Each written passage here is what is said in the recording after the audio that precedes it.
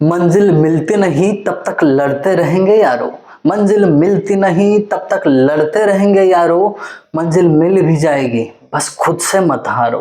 तो चलिए दोस्तों, खुद से बिल्कुल नहीं हारेंगे। आज के लेक्चर में हम पढ़ने वाले हैं क्या, तो ये देखिए, टारगेट कॉन्ट्रैक्ट और निगोशिएटेड कॉन्ट्रैक्ट, ये सब पढ़ेंगे हम बैठ के आराम से अपने अपने घर, और आपके साथ रहेंगे आपके अपने अविनाश सर। तो देर किस बात की, फटाफट शुरू कर देते आज का लेक्चर। तो दोस्तों, मेहनत का कोई अंत नहीं होता है, जब तक मेहनत है तब तक सफलता आती रहेगी।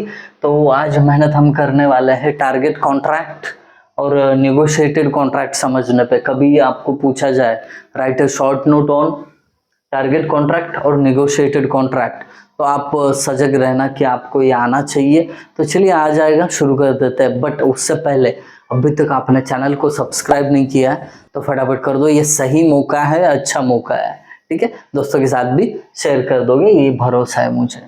टारगेट कॉन्ट्रैक्ट, अब टारगेट कॉन्ट्रैक्ट मतलब क्या होता है, मोटा मोटा बता देता हूँ, बाद में डीप में चले जाएंगे। टारगेट कॉन्ट्रैक्ट मतलब ऐसा है कि ओनर और कॉन्ट्रैक्टर दोनों मिल के बैठते हैं और जो भी काम है उसका एक टारगेट एस्टिमेटेड कॉस्ट डिसाइड करते हैं कि बाबा ये जो है आपको हाउस कंस्ट्रक्शन करना है, तो ये हो सकता है कि चलो मान के चलो 50,000 में हो रहा है।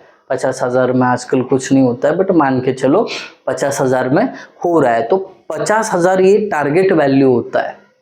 तो अब ये 50,000 टारगेट वैल्यू के अगर नीचे 40,000 में भी काम किया या ऊपर जाके 60,000 में किया तो उसका क्या असर होता है, ये सब कुछ देखेंगे हम टारगेट कॉन्ट्रैक्ट में। देखिए, it is a combination of advantages. देखिए, ये कॉम्बिनेशन है एडवांटेजेस का। किसके एडवांटेजेस का? कॉस्ट प्लस परसेंटेज, ठीक है, cost plus percentage and cost plus fluctuating fee contract. तो दो कॉन्ट्रैक्ट जो है इनका ये एडवांटेज का मिक्सअप है, मतलब ये बढ़िया कॉन्ट्रैक्ट है, ठीक है। तो यहाँ पे समझने वाली बात, कॉस्ट प्लस परसेंटेज में जो एडवांटेजेस थे उसमें क्या मिला है, कॉस्ट प्लस फ्लक्चुएटिंग फी कॉन्ट्रैक्ट, दोनों के एडवांटेज मिला के जो नए टाइप का कॉन्ट्रैक्ट बना उसको टारगेट कॉन्ट्रैक्ट बोलते हैं। आगे बढ़ते हैं। The contractor is paid on cost plus percentage basis.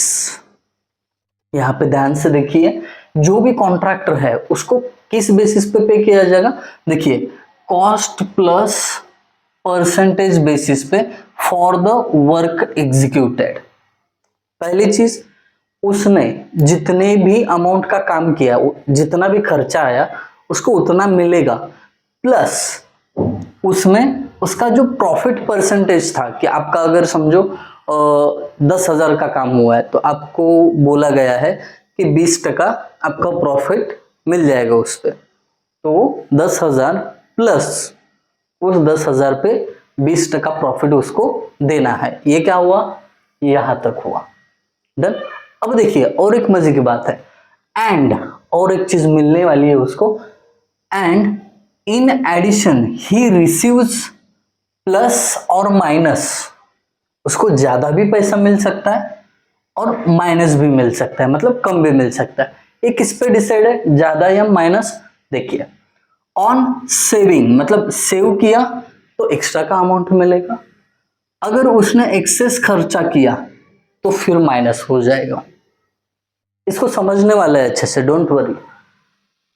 Against the agreed target value, तो सिंपल फिर से रिपीट करता हूं आपको कि कॉन्ट्रैक्टर को पहले जितना खर्चा आया है मटेरियल और लेबर को वो दिया जाएगा, प्लस उसका जो प्रोफेशनल सर्विसेज का फी होता है, चाहे उसका 10% हो 15% हो जो भी हो, वो तो दिया ही जाएगा। प्लस एडिशन में, एंड बोल के उन्होंने क्या दिया, एडिशन में उसको प्लस में पैसे मिल सकते हैं, अदरवाइज माइनस भी हो सकता है। अब ये प्लस और माइनस किस पे डिपेंड है, उसने पैसा सेव किया तो इंसेंटिव यानी प्लस में पैसा मिले, अगर एक्सेस जितना उन्होंने डिसाइड किया था उससे ज्यादा पैसा गया तो फिर माइनस होगा। तो वो कहाँ से माइनस होगा ये भी बता देता हूँ, against the agreed target value. अब ये सब देखने से पहले मैं समझाता हूँ एक एग्जांपल लेके कि ये कैसे होता है, समझो। यहां से आया ओनर, यहां से आया कॉन्ट्रैक्टर। ध्यान देके समझना इसको। दोनों ने आके मीटिंग की और जो भी काम है उन्होंने डिसाइड किया कि वो काम 50,000 में होगा, मतलब टारगेट सेट किया, टारगेट कॉन्ट्रैक्ट।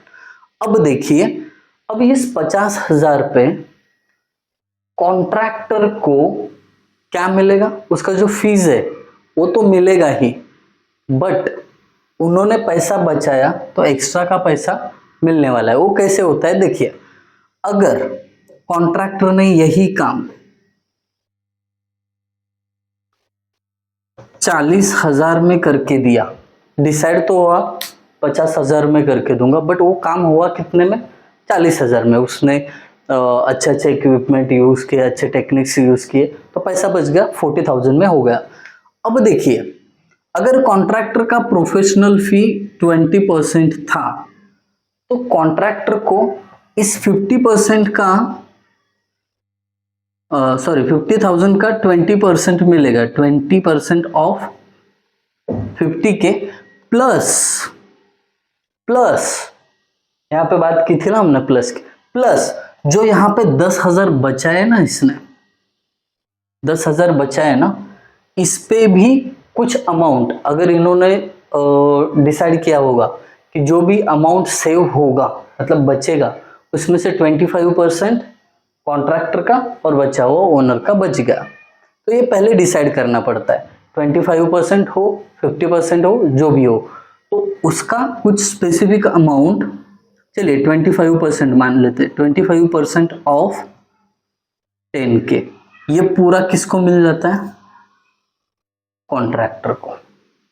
आई बात समझ में, डन। इसके विपरीत अगर इसने यही काम को 60,000 खर्चा कर दिया, मतलब कॉन्ट्रैक्टर के पास सफिशिएंट स्किल लेवल नहीं थे, इक्विपमेंट नहीं थे, टेक्निक गंदा था, तो 10,000 एक्स्ट्रा गए। तो अब यहां पे देखिए क्या होगा, इसको जो ये 20% इसका प्रोफेशनल सर्विसेज का जो चार्ज था, उसमें से इसको 20% ऑफ 50K, इसने बोला था ना 20% मुझे क्या चाहिए, मेरा प्रोफेशनल सर्विस का चार्ज चाहिए, उसमें से माइनस होगा।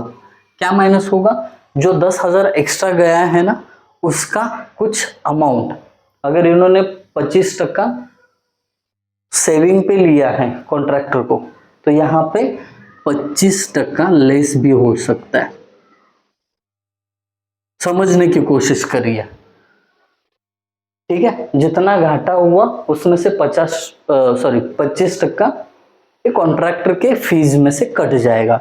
तो कुछ इस प्रकार होता है ये टारगेट कॉन्ट्रैक्ट। सही है ना, अच्छे इफिशिएंट टेक्निक यूज करो, इक्विपमेंट यूज करो, जितना ज्यादा पैसा बचाओगे उतना ज्यादा फायदा होगा। आई होप आपको समझ में आया होगा इसके थ्रू कि कैसे टारगेट कॉन्ट्रैक्ट काम करता है।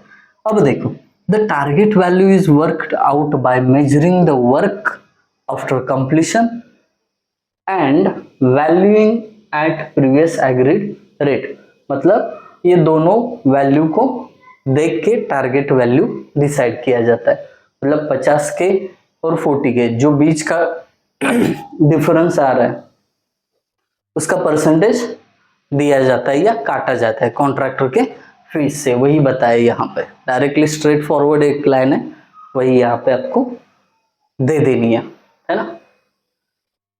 ये हुआ पूरा टारगेट कॉन्ट्रैक्ट के बारे में। आई होप ये समझ में आया होगा। अगर चाहिए तो मैं ये डबल रिपीट कर सकता हूं। The target value is worked out by measuring the work after completion and valuing at previous agreed rate.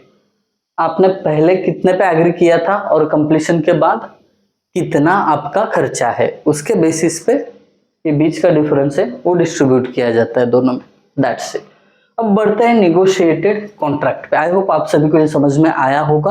अगर आया है तो फटाफट एक लाइक कर दो, कमेंट भी कर दो, फिर उसके बाद हम नेगोशिएटेड कॉन्ट्रैक्ट शुरू करने वाले हैं। देखिए, when a contract is given by negotiation it is known as negotiated contract. कितना इजी है, कुछ बातचीत करके बार्गेनिंग करके जो कॉन्ट्रैक्ट दिया है उसको नेगोशिएटेड कॉन्ट्रैक्ट कहते हैं। Owner negotiate with the selective contractors after studying there previous experience and reputation. अब यहाँ पे देखिए, जो ओनर का डिस्कशन है वो किनके साथ होगा, कुछ सिलेक्टिव कॉन्ट्रैक्टर के साथ। अब ये सिलेक्टिव कॉन्ट्रैक्टर कौन रहेंगे, तो जो ओनर ने स्टडी किया है, उनका प्रीवियस एक्सपीरियंस क्या है, उनका रेपुटेशन क्या है मार्केट में, वो स्टडी करके सिलेक्टिव कॉन्ट्रैक्टर को बुलाएंगे, उनके साथ नेगोशिएशन होगा और किसी एक को कॉन्ट्रैक्ट दिया जाएगा। There are less chances of dispute because competition is restricted to limited person.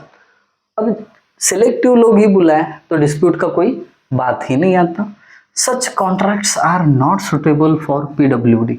अब ये निगोशिएबल कॉन्ट्रैक्ट जो होते हैं ना पीडब्ल्यूडी के लिए बिल्कुल सुटेबल नहीं है। But when the time of completion is of prime importance, मतलब टाइम आपके पास कम है, शॉर्ट पीरियड ऑफ नोटिस उस पर करना है काम, then it can be adopted by PWD. जब आपको ज्यादा जरूरत है तभी जाके पीडब्ल्यूडी अडॉप्ट करती है। अब ये पीडब्ल्यूडी में क्यों अडॉप्ट नहीं किया जाता है, क्योंकि यहाँ पे पब्लिक फंड यूटिलाइज होता है, तो कहीं आगे जाके क्वेश्चंस भी रेज हो सकते कि इतने पे कैसे दिया, क्यों दिया, आपका फेवरेबल कॉन्ट्रैक्टर था, ये सब हो सकता है। इसके लिए पीडब्ल्यूडी कभी नेगोशिएटेड कॉन्ट्रैक्ट पे ध्यान नहीं देती है। एडवांटेजेस क्या है इसके, it brings some economy in expenditure. अब पैसा बचाने के चक्कर में इकोनॉमी आ जाएगी, जो खर्चा है उस पर थोड़ा नियंत्रण रहेगा। Less chances of dispute as early discussed. Disadvantages क्या, नो ओपन कंपटीशन, यहाँ पे कोई ओपन कंपटीशन ही नहीं है, तो तगड़े कॉन्ट्रैक्टर में भी दूर रह सकते हैं इस काम से। नॉट सुटेबल फॉर पीडब्ल्यूडी, पहले ही बोला है। So that's it about this two contracts. तो आप नोट्स बनाना चालू कर दो, समझाने का काम मैंने कर दिया है। तो अगर अच्छी तरीके से समझे हो तो मुझे ज़रूर कमेंट के थ्रू बता देना कि आपको वीडियो कैसा लगा। Thank you guys for watching video, thank you so much.